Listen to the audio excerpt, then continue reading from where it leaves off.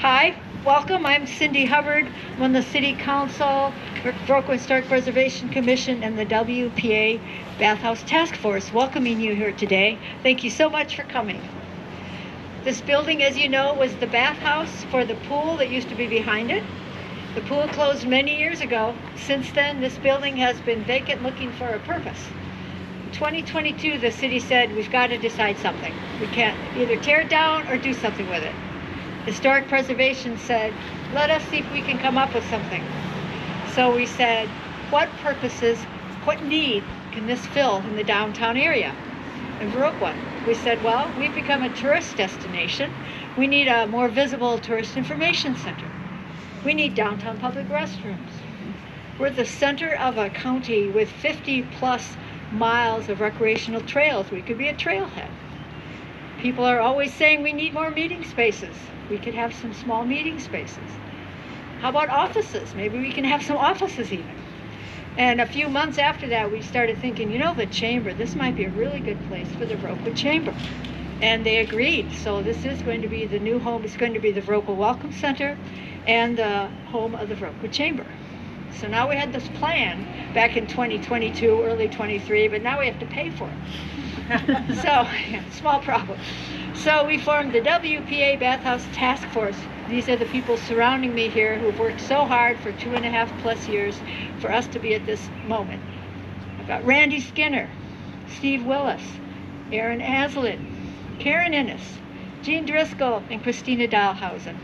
So you guys have worked very hard. I thank you very much. So we reached out to the community through the generous donations and pledges of our community, plus the WEDC. We reached out for the CDI grant, the Community Development Investment Grant, plus we reached out to Vernon County for their Community Development Grant, plus the city allocated funds. All those combined together got us to the point where we are today.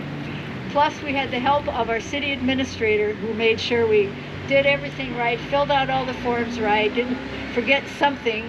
We definitely needed his guidance. Thank you, Nate Torres. And everybody, really, many of you here are very important reason we are here today. So I'd like us all to give ourselves a round of applause.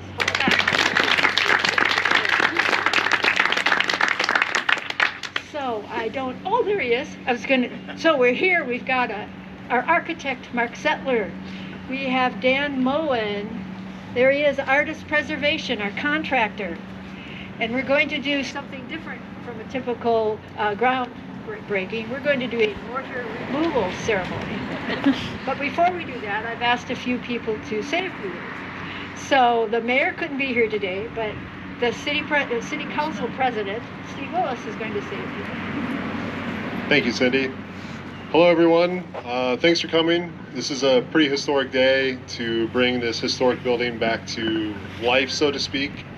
Since I've moved here, it's been kind of like the question in the community, what is this building? Now we are well on our way to making it into a destination for visitors and community members alike. It's going to have something for everyone. And also, hopefully, it'll be a little bit more visible for the chamber, where people, when they say, hey, the chamber's in that historic building on Rock Avenue, they'll know exactly where it is.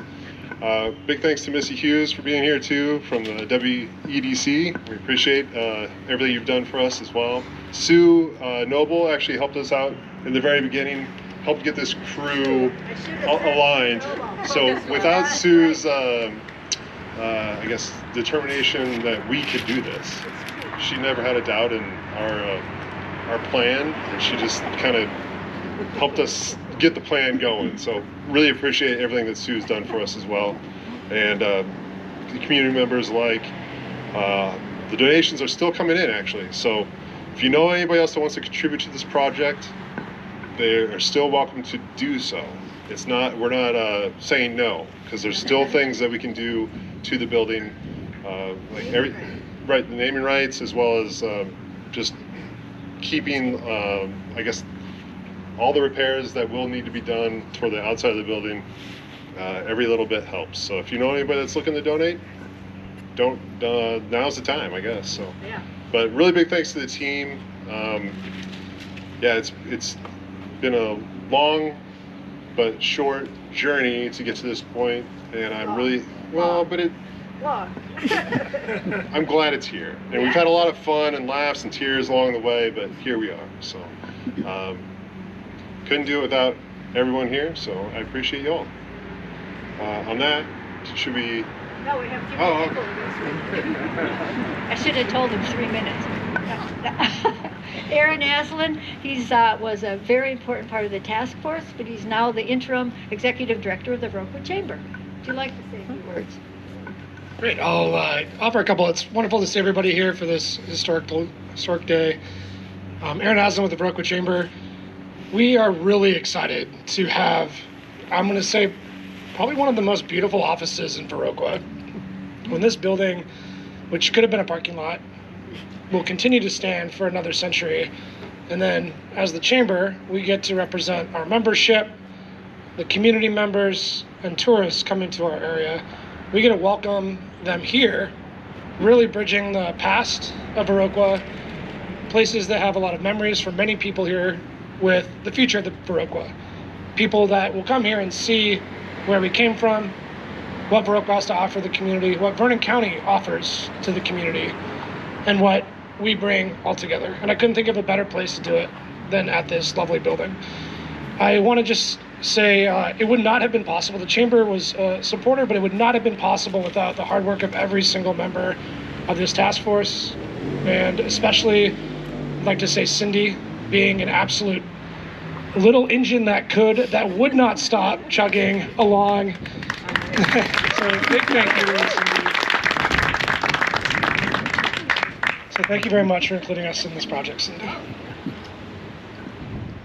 And Mark Zettler, our architect, would you like to say a few words, please? We had him do an evaluation in October 2022 to make sure the building was worth saving. And he said, this building will probably say what you're going to say. Yeah, so I got a call in late 2022 to come down to Viroqua and look at one of their buildings. And I got here and, well, there's no roof on it. But after looking at it, I saw that the stone walls were in very good condition despite all of the years of deferred maintenance, and came to the opinion that yes, this place is worth saving. And so basically with the WPA, these buildings were built to last. They were built by the community for the community. They were labor intensive on purpose. This was part of the New Deal during the Great Depression to put people back to work. And so that's why we have walls that are 1.5 feet thick with this building, solid stone. It's not going anywhere. The biggest thing was to find out what to put into the building. How are we going to breathe life back into this building? And Cindy and the task force and the chamber got together and came up with the Viroqua Welcome Center, which is an excellent use for this property. And I came back in 2024, came up with the design as the task force was hard at work doing the hardest part of this project, which was the fundraising. And here we are at this exciting day. This is going to be a great project. I am considering it a privilege to work on your great building in this community. Thank you for that honor. And I will echo the words of the National Trust. This place matters.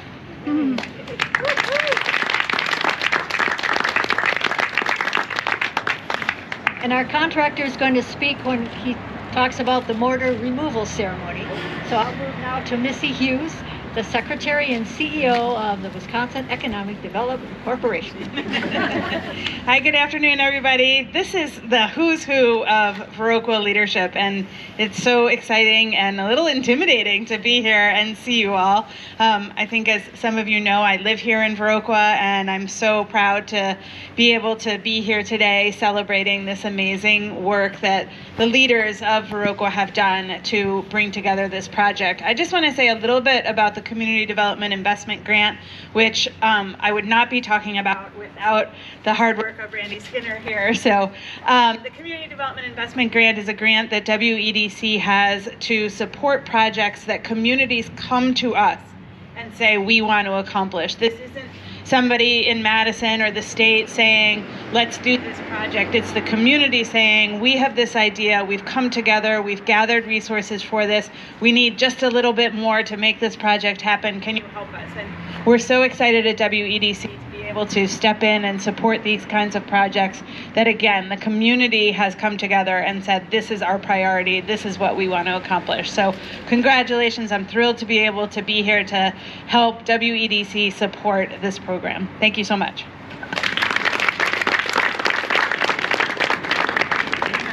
The mortar that is original, much of it is still here, but over the years, areas have either fallen out or weren't there or weren't aesthetically pleasing enough so that areas have been retouched with a different type of mortar that's much harder than the original. And so as part of our process of restoration and preservation is we remove these areas that aren't original, and we do a better job from a restoration perspective to match and to basically make it look like I was never here, and the building somehow miraculously just never needed any tuck points. But so as part of this process, these guys are going to start with using hand tools, and everybody with hard hats and gloves and safety glasses and chisels. They're going to start to remove some of these areas that are present all around the building.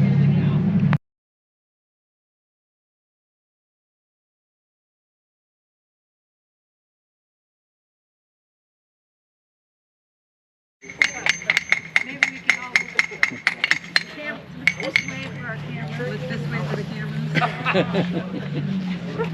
Right. Tim.